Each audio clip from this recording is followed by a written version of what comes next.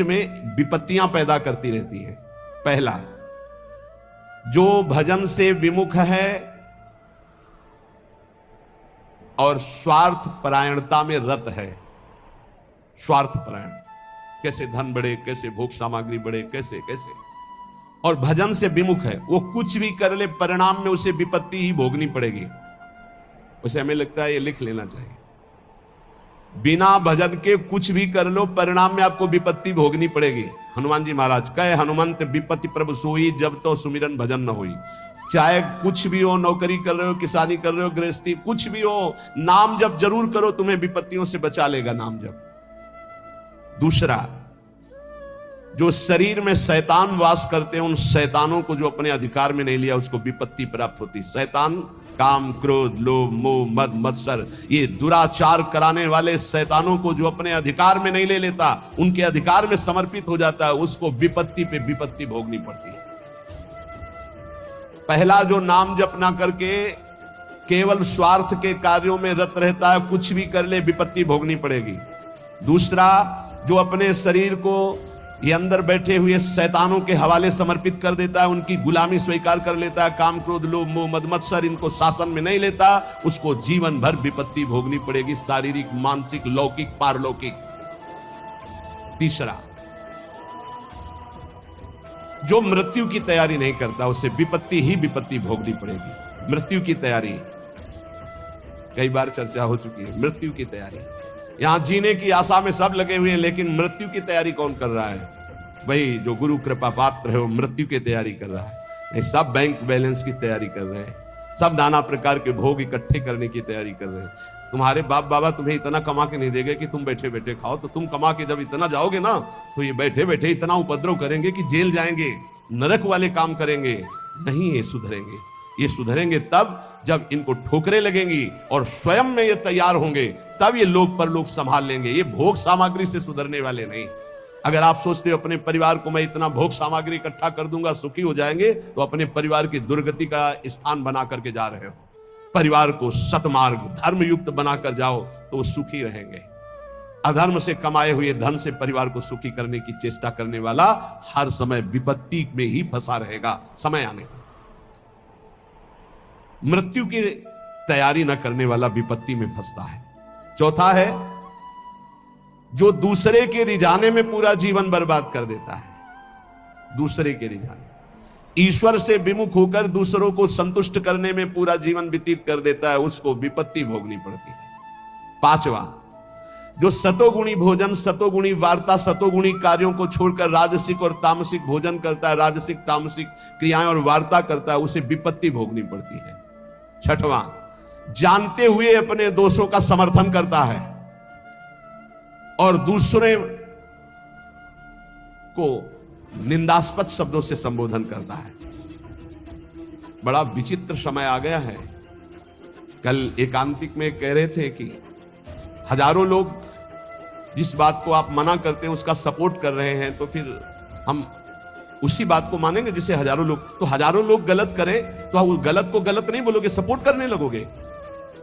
हजारों गलती कर रहे हैं तो तुम उसी गलती को सपोर्ट करोगे। हजारों शराब पी रहे हैं तो तुम शराब को सही मानोगे। हजारों मांस खा रहे हैं तो तुम आप उसको सही का निशान दे दोगे। हजारों व्यभिचार कर रहे हैं तो तुम सही का निशान दे दोगे। तुम्हारी बुद्धि भ्रष्ट हो गई। धर्म शास्त्रों के विरुद्ध आचरण करने वाले चाहे करोड़ों हो जाएं तो भी उसका विरोध होता रहेगा। अगर अंदर से आप विरोध करोगे तो निकल जाओगे दुर्गुणों से। यही बात कह रहे हैं, अपने दोषों का समर्थन करने वाले की दुर्गति होती है, विपत्ति में फंसता है। भगवान कह रहे त्यागा शांतिरंतरम, और उपदेश दिया दे रहा भोगा शांतिरंतरम। शास्त्र सम्मत जगत गुरु भगवान श्री कृष्ण की बात से बढ़कर किसकी बात होगी? ब्रह्म ऋषि जन भगवान की ही तो दी हुई बातों का अनुभव करके बोलते हैं। ये कौन सी रीति चल गई है? मनमानी आचरणों को साधना कहा जाता है। अपने दोषों का समर्थन करके उसे कहा जाता है वो पुराने जमाने की बातें थी, अब ये बातें माननी पड़ेगी। नहीं, ये 6 बातें जिनमें हैं उनको विपत्ति भोगनी पड़ेगी। करते सुख के लिए परिणाम दुख मिलता है। जो आनंद की प्राप्ति करना चाहते हैं वो जगत में नहीं है, वो प्रभु में है। इसलिए सहनशील बनो। आए हुए अंदर काम वेग को, क्रोध वेग को, लोभ के वेग को सहना सीखो। जो सहन करता है वही साधक है, जो सहन कर जाता है वही महात्मा है। जो अपने दोषों का शोधक है, शोध शोध कर दोषों का त्याग करता है, वही जगत का उद्धार करने वाला महात्मा बनता है। याद रखना, जो प्रभु के उपदेश से बिलक चलता है वो कभी महात्मा नहीं हो सकता, वो इंद्रियों का गुलाम हो सकता है। प्रभु की आज्ञा के विपरीत चलने वाला कभी महात्मा नहीं हो सकता है। ये महापुरुषों की वाणी है। हम तुम्हें एक ऐसा मार्ग बताते हैं जिस मार्ग में चलने से बहुत जल्दी आप ईश्वर के समीप पहुंच जाओगे। वो नाम जप करते हुए किसी से और ईश्वर से भी कोई चाह ना रखना, बहुत जल्दी भगवत प्राप्ति हो जाएगी।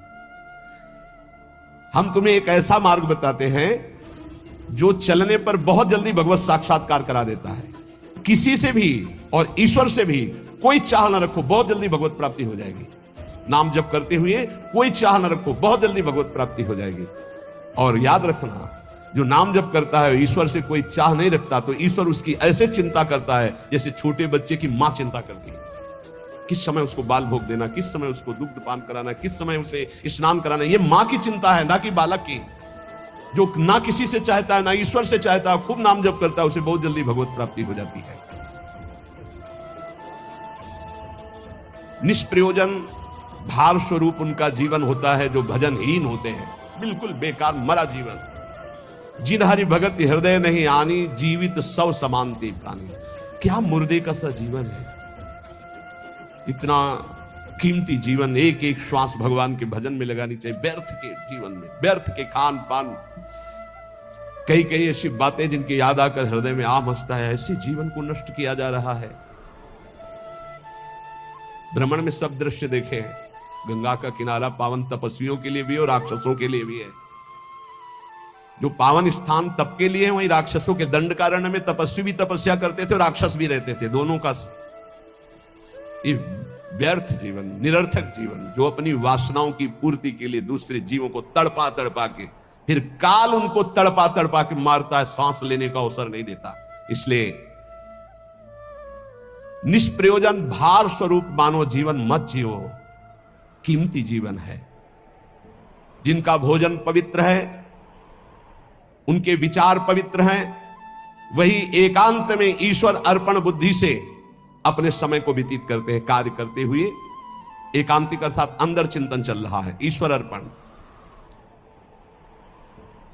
सात्विक भोजन भूख की अपेक्षा कम खाओगे तो भजन बहुत जोर का होगा। लौकिक प्रतिष्ठा बढ़ने लगे तो भगवान से प्रार्थना करो कि आपका स्मरण न छूटने पावे, लौकिक प्रतिष्ठा में महत्व न होने पावे। जानबूझकर सुख सुविधाओं का त्याग करके जितनी कम वस्तुओं का सेवन कर सको, कम पैसे वाली वस्तुओं का, उतना ही तुम्हारा ईश्वर के प्रति प्रेम बढ़ेगा। ईश्वर इच्छा को जानने वाला ही महात्मा होता है। जोई जोई प्यारो करे सोई मोई भावे, मेरे प्यारे की क्या इच्छा है ये महात्मा जानता है। अन्याय से प्राप्त वस्तुओं को पाने वाले के सारे करण पाप लिप्त हो जाते हैं। अंतःकरण, बुद्धि, मन, चित्त, अहंकार, वो इच्छा ना होने पर भी दूषित अन्न के कारण पाप इच्छा प्रकट होकर उससे पाप कराती है। जो घूस लेता है, अन्याय पूर्वक निर्णय करता है, ऐसों का धन उनके परिवार को नष्ट कर देता है, और उनका किया हुआ दान जिसके पास जाता है उसकी अंतःकरण की वृत्ति को नष्ट करके पाप आचरण करवाता है। इसलिए भगवत मार्ग में चलने वाले उपासकों को घूस लेने वालों से जो प्रतिग्रह दान लेना है उनसे बचे। खूब खुली बात है। ये जो अन्याय अधर्म करना पैसे के बल से सीख गए हैं, अपने पद का दुरुपयोग, ऐसे लोगों से जो दान लिया जाता है, ऐसे लोगों से जो अर्थ लिया जाता है, वो केवल पाप विचार बढ़ाता है, पाप आचरण बढ़ाता है। इसलिए बहुत सावधान। देखा महाप्रभु चैतन्य देव से जब महाराज प्रताप रुद्र बड़े महाभागवत थे, उनके दर्शन करने की बात सामने रखी गई कि वो दर्शन करने आना चाहते, तो उन्होंने कहा तुमने क्या समझ रखा है? एक मैं वीतराग सन्यासी में राजा के दर्शन के उनके लिए दरबार में जाऊं या उनको यहां बुलाऊं, मुझे क्या आवश्यकता है? नहीं, राज दर्शन भी निषेध। ऐसा जो उपासक चाहता है कि मैं सच्चे भाव से भगवान के मार्ग में चलूं, तो पाप कर्म करने वालों से, उनके द्वारा दी हुई वस्तुओं से बहुत दूर बच करके भूखे रह जाओगे तो ठीक है, उनका अन्न न जाने पावे। ईश्वर भक्त अदृश्य परमात्मा की इच्छा का अनुमोदन करता रहता है। और वो देखता रहता है कि मृत्यु हर समय हमारी प्रत्येक श्वासों को गिन रही है। इसलिए वो सर्वांग सुंदर होने पर भी अपने शरीर का राग नहीं रखता और तपश्चर्या के द्वारा, शरीर के द्वारा भगवान को प्राप्त कर लेता है। ईश्वर के सिवा दूसरी कोई भी वस्तु मिलेगी वो टिकाऊ नहीं होगी, परिवर्तनशील होगी, नाशवान होगी। मनुष्य जीवन प्राप्त करके ईश्वर को प्राप्त करना ही खास वस्तु प्राप्त करना है। बाहर से निर्धन देखने वाला उस नाम जापक को नहीं जानता कि कितना बड़ा धनी सर्वलोक महेश्वर भगवान को अपने अधीन किए रहता है, जो निरंतर नाम जप करते हुए बाहर से निर्धन रहता है।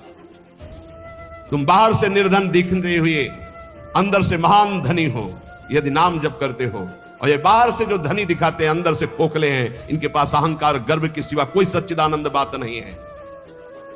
इसलिए ईश्वर का अवलंबन अर्थात भगवान की शरणागति, ऋषि मुनि भक्त जनों के द्वारा जो दिए गए वचन, उनका मनन, खान पान पवित्र जगह से, हिंसा और निंदा करने वालों से बिल्कुल बचो, उनका कोई भी शब्द या भोजन या संग ना आने पावे, निषिद्ध विषयों से दूर रहो, कुछ भी भोगने की इच्छा उठे उसको दबाकर रौंद डालो। ये तब भगवत प्राप्ति की योग्य बनता है। जो महात्मा आचार विचार परायण होकर धर्म में चले हैं उन्हीं के अनुसार चलो। सत्कार्यों में स्थिति प्राप्त करने के लिए उन महात्माओं का अनुसरण अत्यंत आवश्यक है। इस जगत में प्रभु के समान कोई सच्चा सहायक नहीं है। मूर्तिमान प्रभु के सहायक स्वरूप ये महापुरुष जन है, इन्हीं का आश्रय ले लो, इन्हीं के पीछे चलो तो सतमार्ग का दर्शन हो जाएगा। सतमार्ग पर चलाने के लिए ही पहली पीढ़ी जो हमारे गुरुजनों की है उसका अनुसरण करना है। महाजनों का तेन सपंथा, संसार केवल फंसाने वाला है, महापुरुष ही केवल मुक्त करने वाले हैं।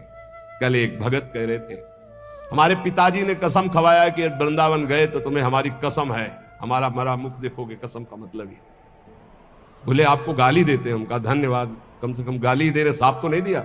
दक्ष ने साफ दे दिया नारद जी को, नारद जी को साफ दे दिया। कब? जब उनके पुत्रों को बाबा जी बना दिया। भगवान के मार्ग में जब प्रशस्त कर दिया दक्ष के पुत्रों को, तो दक्ष जी ने जल हाथ में लिया। जब नारद जी गए तो ये नहीं पूछा कि क्या हालचाल, कहा मैं साफ देता हूं, हमारे पुत्रों को भगवत मार्ग में लगा दिया, तुम 2 घड़ी से ज्यादा कहीं जिंदगी में टिकी ना पाओ।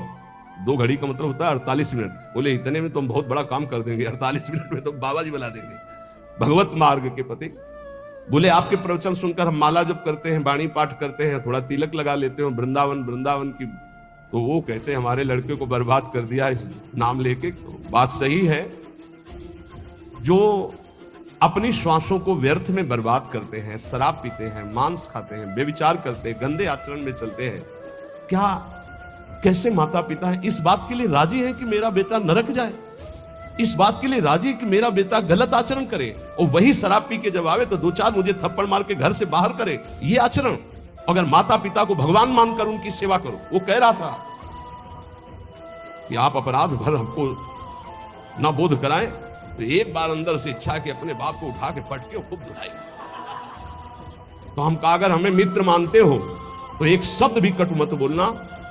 गुरु मानते हो कि नहीं वो तो तुम जानो, दोस्ती के लिए तो हम हाथ फैलाते हैं, हम हित मित्र हैं। अगर हमें मित्र मानते हो तो ऐसे माता पिता के रोज पैर छुओ, उनमें भगवान की भावना करो और मेहनत करो, लेबरी करके भी कमाओ और उनको खवाओ पियाओ, और वो जब हमारी निंदा करे तो कान में अंगुली डाल लो और अपने सतमार्ग में चलो। बड़ा विचित्र समय है।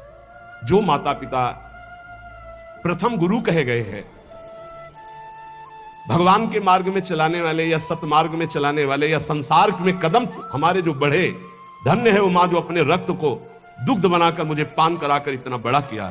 धन्य है वो पिता जो मेहनत करके हमको पढ़ाया लिखाया। अब वो चाहे जितना कड़ुआ बोले हम उसे भगवान की तरह पूजेंगे। सबको ये मानना चाहिए। उनकी वृद्धावस्था वो कुछ भी बोल सकते हैं, बड़े लोग हैं, हमें उनकी सेवा करनी और सतमार्ग में चलना है। तो यहां कह रहे कि महापुरुषों के सिवा अपना कोई सतमार्ग बताने वाला नहीं, इसलिए संतों की बात को मानना चाहिए। वो अहेतुकी मित्र हैं, तुम्हारा अमंगल नहीं कर सकते हैं। इस जगत में प्रभु के समान कोई सच्चा सहायक नहीं, और प्रभु ही महापुरुषों के रूप में प्रेरित करते हैं आकर के अपने मार्ग को। इसलिए मन को सत्य मार्ग में चलाने के लिए पहली सीढ़ी संत महापुरुषों के वचनों के आधार पर चलो। आज हम सबके ऋणी हैं, सच्ची हृदय से ऋणी हैं, धन्यवाद देते हैं कि आज इस कलयुग के प्रचंड तांडव काल में आप संतों की बात मान रहे हैं। इसलिए हम आपके चरणों में प्रणाम करते हैं, क्योंकि इसमें आपका मंगल है।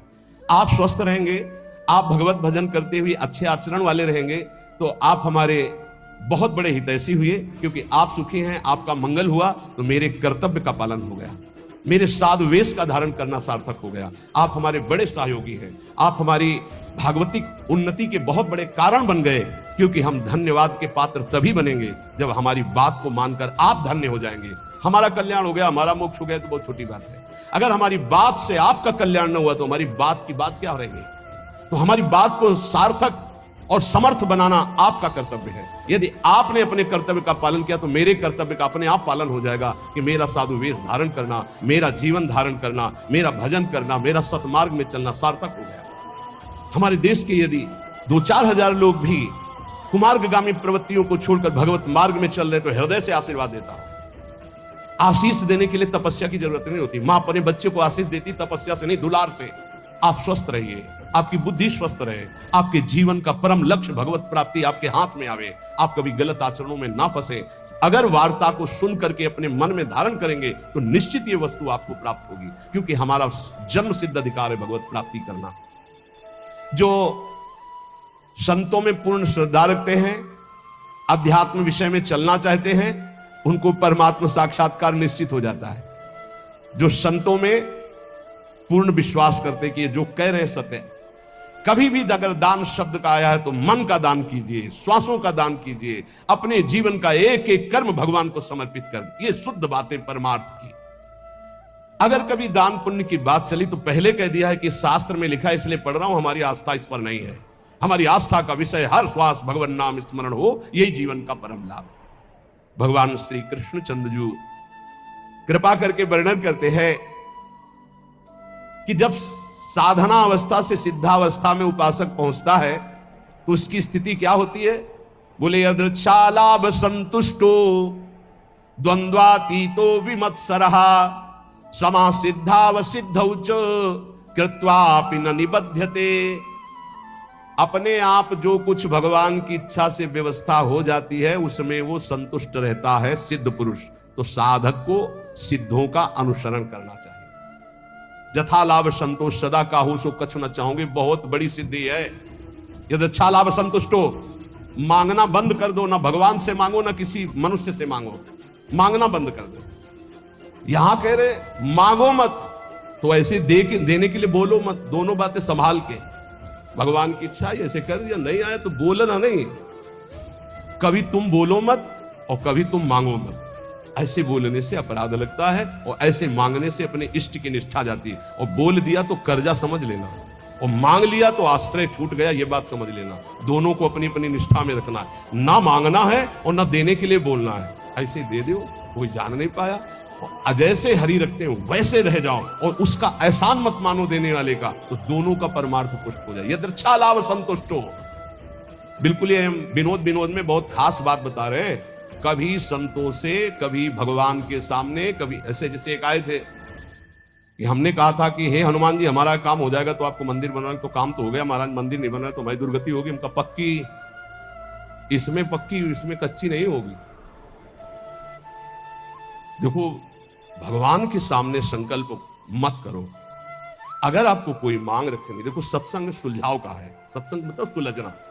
हमारे बाप हो, हे प्रभु मुझे ये चाहिए, जैसे अपनी मम्मा और पापा से मांगते तो कैसे मांगते हैं? हमें चाहिए। उनको हम ये थोड़ी कहते हैं कि हमको ये दे तो तुम्हें हम ये ले आएंगे, तुम्हें वो ले आएंगे, तुम्हें ऐसा प्रलोभन देते हैं क्या? थपड़िया देंगे माता पिता। हमारा बच्चा हमको प्रलोभन देता है, जाल में फंसाना चाहता है। ऐसे थपड़िया जाओगे अगर प्रभु को प्रलोभन। और अगर बड़े दाता बनते हो कि मंदिर बनवा देंगे तो फिर काम हो गया, बनवाओ मंदिर। नहीं बनवाओगे तो फिर भगवान का जो विधान है वो आपको फिर परेशान करने लगे। कभी संकल्प मत करो, कभी भगवान के मंदिर में कुछ वादा मत करो, कभी संतों के पास कोई वादा मत करो। वादा करो तो फिर अक्षरशः पूरा करो, नहीं मत करो वादा। अपनी मांग रख दो। संत हैं पिता के समान हैं, प्रभु हैं परम पिता के समान हैं, हनुमान जी हैं हमारे गुरु भाई है, हमारे मित्र हैं, हमारे इष्ट के प्रेमी है। अम्मा तो अम्मा है जगदम्बा, उनसे क्या कहें? उनसे मांग लो, उनसे क्या कहें कि आपको चुनरी उड़ा देंगे? वो चुनरी की कमी है? अरे जिनके दूल्हा भगवान शंकर उनकी चुनरी कर रही, विश्वात्मा भगवान। अम्मा हो आप हमें दे दो, हमारे मन में लालसा जगी। अब बेटे हो तो कुछ तुम्हें आवश्यक है तो आप भाव अपने अर्पित कर सकते हो मां के समान, लेकिन मांगना और वादा करना ये दो बातें नहीं। आज सत्संग में बात बैठा लो, ना भगवान के सामने ना कभी संत के सामने कभी वादा मत करो कुछ देने का। तुम्हारे पास जो कुछ है वो गुरुदेव का इष्ट का है, क्या दोगे? अगर वादा करो तो उसे भूलो मत, निर्वाह करो। दूसरी बात, मांगो मत, वो सर्वज्ञ है, अपने आप पूरा करेंगे। यदृच्छा लाभ संतुष्टो, जैसे भगवान परिस्थिति दे रहे हैं उसमें संतुष्ट रहो। द्वंद्वातीतो विमत्सरा, किसी भी द्वंद्व का तुम्हारे ऊपर कोई प्रभाव ना पड़े। जैसे मान है, अपमान है, अनुकूलता है, प्रतिकूल। कल एक अपने यहां तो बहुत बड़ी कृपा होती है, हर प्रकार के उदाहरण मिलते रहते। कल एक भगत जी ने कहा जब अनुकूलता रहती तो हमें पातिव्रत धर्म भी याद रहता है, सब याद रहता, जब प्रतिकूलता आती तो सब भूल जाते हैं। इसको कोई भक्ति कहते हैं? अनुकूलता में तो सब जय हो बोलते हैं, जब प्रतिकूलता में जय हो बोलो तब तो तुम्हारी भक्ति रही। द्वंद्वाती तो अनुकूल प्रतिकूल, मान अपमान, लाभ हानि, दुख सुख में बराबर जिसका भाव रहता है वो सिद्ध महापुरुष होता है। साधक को बराबर भाव रखने की चेष्टा करनी चाहिए। विमत्सरा, किसी के प्रति ईर्ष्या मत रखो, ईर्ष्या बहुत हानिकारक है। ईर्ष्या में बहुत बड़े बड़ों का पतन होते देखा है। ईर्ष्या बहुत जल्दी नाश कर देती है, इसलिए ईर्ष्या दूसरे के प्रति होने का मतलब अपना नाश करना। समा सिद्धाव सिद्धो चो, साधन में चल रहे हो, लाभ मिले ना मिले, आपका साधन सच्चिदानंद में, निराश होने की जरूरत नहीं है। बहुत ध्यान से सुनना, नहीं तो ये आने लगता है कि हमारा इतना समय हो गया भजन करते, कोई लाभ तो हमारे को मिला नहीं। देखो, गुरु कृपा से कभी तुम्हें लाभ नहीं दिखाई देगा, गुरु कृपा से। और जब लाभ दिखाई देने लगे तो जान लेना अकृपा आ गई है। क्यों? अहंकार के बिना लाभ का अनुभव नहीं होता। जब अहंकार आता है तब लगता है मेरे में सद्गुण आ गया, और जब दैन्यता आती तो बड़े बड़े सिद्ध महापुरुषों को देखा, कभी उनको यह अनुभव नहीं होता मैं प्रेमी हूं, मैं भागवती हूं। जितने महापुरुषों की वाणी आप पढ़ के देख लीजिए, अहंकार रहित महापुरुष तो अपने को अधम, तुच्छ, नीच, मूढ़, कामी, यही शब्द बोले हैं अपने लिए। जब अपने में आ जाए कि मैं निष्कामी, मैं महात्मा, मैं सिद्ध, मैं तो जान लेना अहंकार जागृत हो गया है। और ये भगवान की कृपा से नहीं होता है, अकृपा से होता है। इसलिए समा सिद्धा व सिद्ध हुआ, चाहे ऐसी स्थिति दिखाई दे कि हमारे में कुछ लाभ आ गया है, या चाहे दिखाई दे कुछ लाभ नहीं आ गया है, ना फूलो ना भूलो, सम रहो। समा सिद्धा व सिद्ध हो, दोनों में समान भाव रखो। चक्रत्वापि न निबध्यते, वो कभी इस माया में बंधता नहीं है। आगे भगवान कह रहे, गत संगस्य मुक्तस्य ज्ञानावस्थित चेतसः यज्ञायाचरतः कर्म समग्रम प्रविलीयते।